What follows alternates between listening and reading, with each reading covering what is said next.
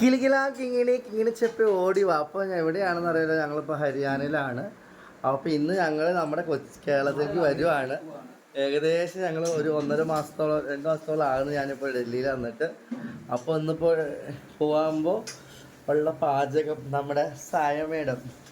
സായ, എന്തൊക്കെയാണ് നമ്മുടെ സ്പെഷ്യൽ ഇന്നത്തെ? നമ്മുടെ സ്പെഷ്യല് പുളിച്ചോറ്, ലെമൺ റൈസ്, ചിക്കൻ ഫ്രൈ, പിന്നെ രസം, പിന്നെ കേരള സ്റ്റൈല് ചിക്കൻ കറി. വന്നപ്പോൾ അവൾ പഴുത്ത മാങ്ങ പോലെ വന്നപ്പോൾ ഉണങ്ങി ചിക്കൻ പോലെ ആയവള്. ഇത് നമ്മൾ ചിരിക്കൊടുക്കാം. നോക്കടിയോടെ ഇവിടെ നമ്മൾ ചിരിക്കൊടുക്കാം. അപ്പോൾ ഞങ്ങളിത് പാക്കിങ്ങിൻ്റെ സെഷനൊക്കെ കാണിച്ചത്.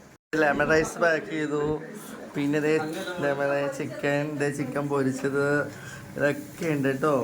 അത് വേറെ ഒന്നുമല്ല, നമുക്ക് ട്രെയിനിൽ നിന്ന് കിട്ടുന്ന ഫുഡ് അത്ര ഇഷ്ടപ്പെടുന്നില്ല. പിന്നെ അതിൻ്റെ പല വീഡിയോസും സോഷ്യൽ മീഡിയയിലൊക്കെ ഇങ്ങനെ കാണുമ്പോൾ നമുക്കത് കഴിക്കാൻ തോന്നുന്നില്ല.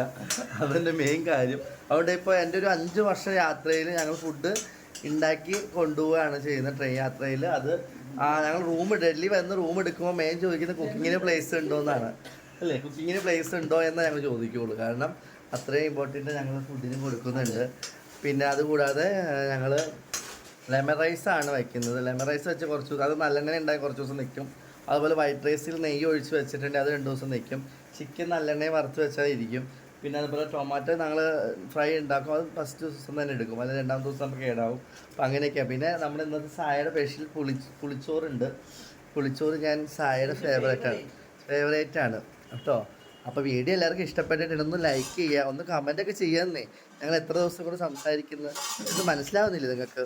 ചൊട്ടടി കിട്ടും നിങ്ങൾക്കൊക്കെ.